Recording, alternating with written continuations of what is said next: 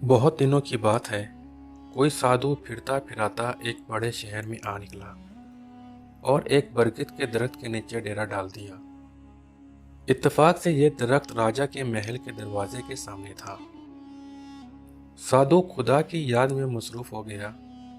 हिलना ना जुलना, खाना ना पीना, देखना ना बात करना। इसी हालत में कई दिन गुजर गए। राजा की राजधानी में अक्सर साधु भीख मांगने आते थे।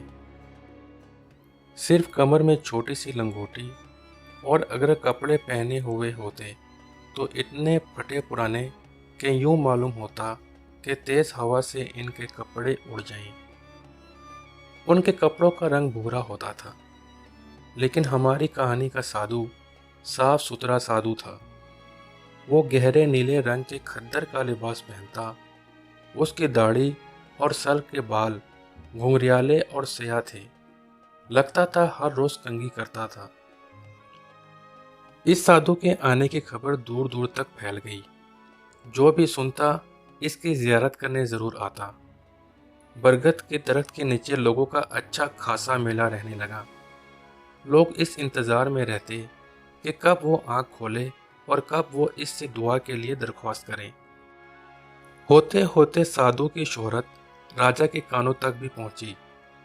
वो बड़ी अकीदत के साथ साधु से मिलने के लिए आया और कहा कि मैं आपके यहाँ आने पर ना सिर्फ खुश हूँ, बल्कि मुझे तो ऐसा लगता है कि आपके दम कदम से मेरी मुराद पूरी हो जाएगी।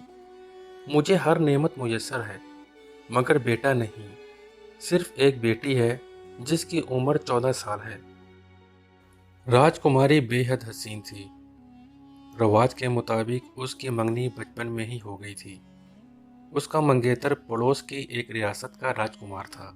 एक दो बरस के अंदर इन दोनों की शादी होने वाली थी। शादी होने तक राजकुमारी के बाहर आने जाने पर पाबंदी थी। बस वो राजमहल के जनान खाने में रहती। अगर सैर करने को जी चाहता तो पहरेदारों के साथ जाती थी। इतनी हसीन बेटी का बाप होते हुए भी राजा खुश ना था। उसको एक ही लगन थी कि अगर एक बेटा होता तो उसकी मौत के बाद राज करता। साधु की शोहरत सुनकर उसके दिल में ख्याल आया कि अगर ये अल्लाह वाला फकीर इसके लिए दुआ कर ले तो शायद खुदा उसके मन की मुराद पूरी कर दे। इस ख्याल से राजा ने साधु के लिए महल के अंदर एक मंदिर बनवा दिया। मंदिर जाने का रास्ता दरख्तों के झुंड में से होकर गुजरता था। इसके चारों तरफ ऊंची चार दीवारी बना दी गई थी। जब यह शानदार मंदिर तैयार हो गया तो राजा ने साधु से दरख्वास्त की कि महाराज, मंदिर में तशरीफ ले चले, क्योंकि यह जगह आपके लिए मुनासिब नहीं। साधु ने राजा की दरख्वास्त कबूल कर ली और चेलों को लेकर मंदिर में चला गया। साधु की खबर जनान खाने में पहुंची तो नौजवान राजकुमारी के दिल में इसको देखने का शौक पैदा हुआ। असल में वो अपने मंगेतर राजकुमार के बारे में साधु से कुछ बातें मालूम करना चाहती थी। एक रात राजकुमारी ने अपनी आया को साथ लिया और झाड़ियों की ओट में छुपती छुपाती मंदिर तक पहुंच गई। मंदिर में साधु मौजूद था। वो राजकुमारी को देखकर हैरान रह गया। इतनी खूबसूरत लड़की उसने कभी ख्वाब में भी ना देखी थी। उसने राजकुमारी से कहा कि वो इसके साथ शादी कर ले। यह सुनकर राजकुमारी को बहुत सदमा हुआ। उसने साड़ी के पल्लू से अपना चेहरा ढांप लिया और वहां से भाग निकली। साधु को राजकुमारी से ये उम्मीद ना थी। इसे बहुत गुस्सा आया। उसने खंजर निकाला और जोर से घुमाकर भागती हुई लड़की के पीछे फेंका। खंजर राजकुमारी के पैर में लगा। उसने खंजर खींचकर परे फेंक दिया और दौड़ती हुई अपने कमरे में चली गई। कमरे में पहुंचकर इसने जख्म धोया और मरहम पट्टी की।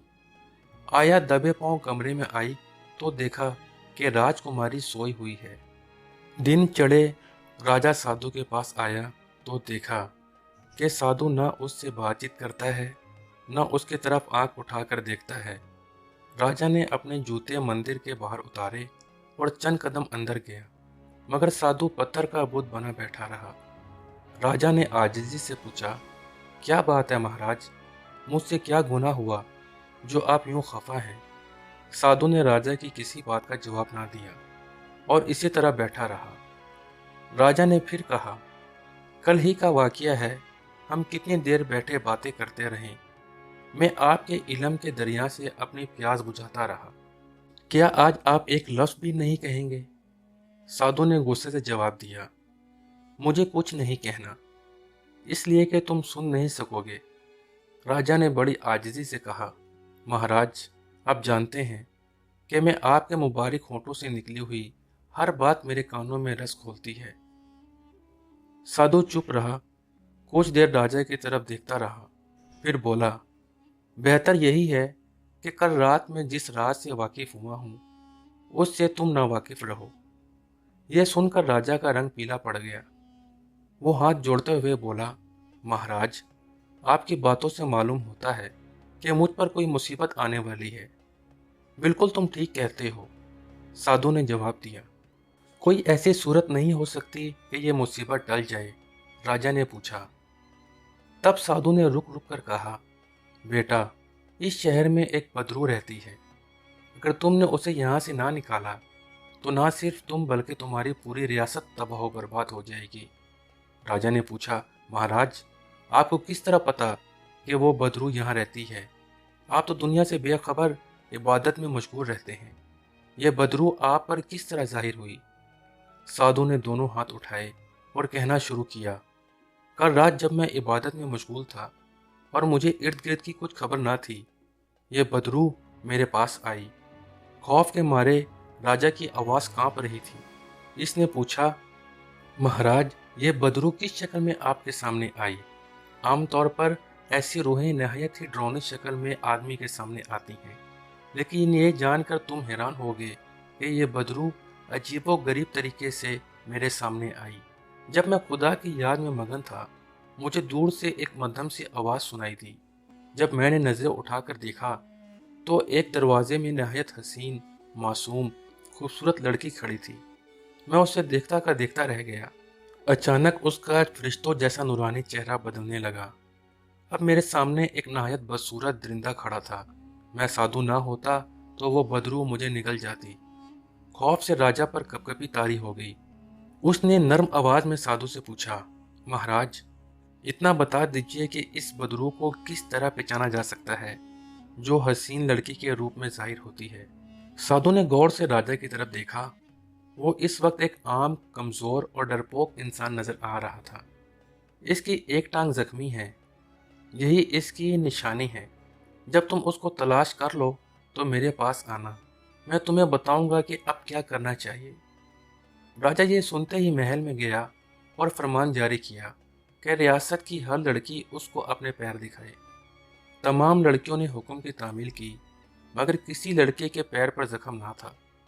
आखिर राजकुमारी की बारी भी आ गई।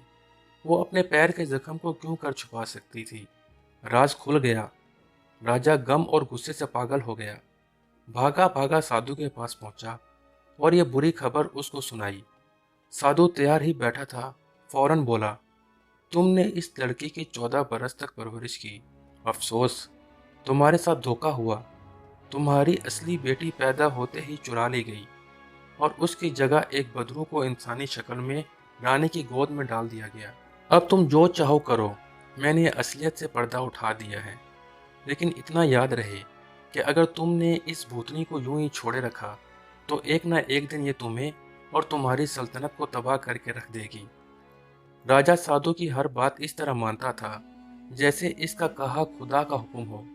उसने पूछा कि अब मैं क्या करूं? महाराज, तो साधु बोला, तुम्हें उस भूतनी को ठिकाने लगाने का बंदोबस्त करना चाहिए। तुम मेरे पास 2 बढ़ई भेज दो। राजा ने फौरन हुक्म की तामील की और 2 बढ़ई साधु के पास भेज दिया। साधु ने बढ़इयों को इतना बड़ा संदूक बनाने का हुक्म दिया जिसमें एक आदमी लेट सके और इसमें कहीं से पानी या हवा का गुजर ना हो। बढ़ई कोई ऐसे वैसे बढ़ई तो थे नहीं, शाही बढ़ई थे। इन्होंने ऐसा अच्छा संदूक तैयार किया जिसे देखकर साधु खुश हो गया। अब साधु के हुक्म के मुताबिक राजा राजकुमारी को मंदिर में लाया। डरी सहमी राजकुमारी उस वक्त और ज्यादा प्यारी लग रही थी। राजा और साधु ने मिलकर इसको संदूक में बंद कर दिया। फिर संदूक को ढकना बंद करके इसमें लोहे की बड़ी बड़ी कीलें ठोक दी। इसके बाद संदूक को नदी में बहा दिया। गमज़दा थका हारा राजा महल में वापस चला गया और साधु ने अपने दो चेलों को बुलाया और उनसे कहा, आज नदी में एक संदूक तैरता हुआ आएगा। इसमें खजाना भरा है। तुम नदी के किनारे किनारे चलकर इस संदूक को तलाश करो। चाहे चलते चलते साथ की रियासत में पहुंच जाओ। तुम्हें हर कीमत पर यह संदूक मेरे पास लाना है। मैं मंदिर में इंतजार करूंगा। चेले सारा दिन नदी के किनारे घूमते रहे, फिर थक हार कर बैठ गए। जोर की भूख भी लगने लगी। इन्होंने सबसे पहले काम ये किया कि पेट भरकर खाना खाया। फिर आराम करने जो लेटे तो ख्वाब खरगोश के मजे लेने लगे। लकड़ी का संदूक नदी में तैरता फिरता था, मगर साधु के चेले खराटे ले रहे थे। रात बीत गई, दिन निकल आया। इत्तेफाक से नदी के किनारे जंगल में पड़ोसी रियासत का राजकुमार शिकार खेलने आया हुआ था। ये नदी असल में इसके बाप की रियासत और राजकुमारी के बाप की रियासत के दरमियान सरहद थी।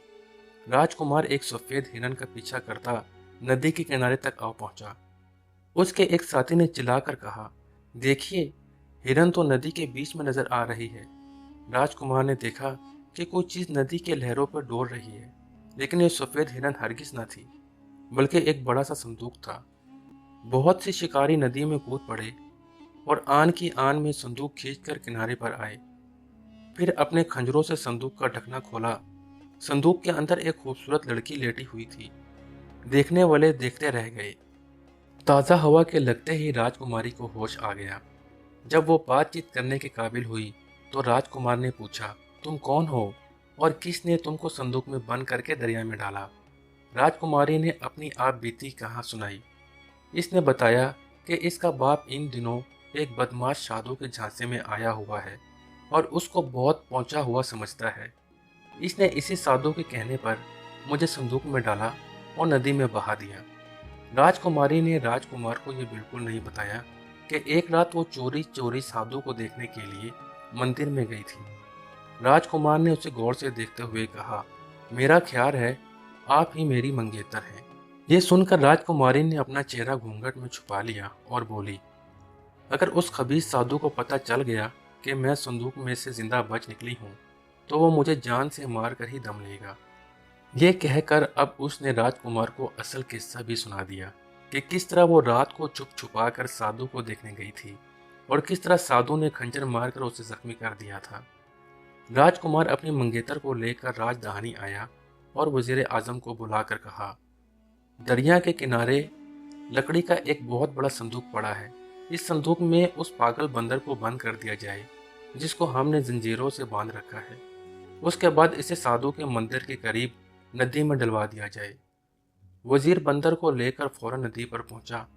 उसने बंदर को संदूक में डाला, ढकना बंद किया, खूब कीलें ठोकी और फिर नदी में उस जगह बहा दिया जहां साधु के चेले संदूक के आने की राह देख रहे थे। अचानक दूसरे किनारे से संदूक को आते हुए देखा तो चेले खुशी से उछल पड़े।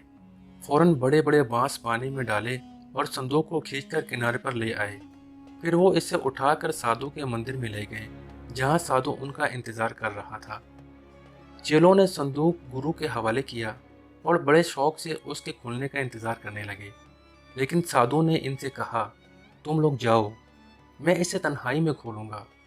और हाँ, अगर तुम्हें चीखों या रोने धोने की आवाज़ सुनाई दे तो बिल्कुल परवाह ना करना।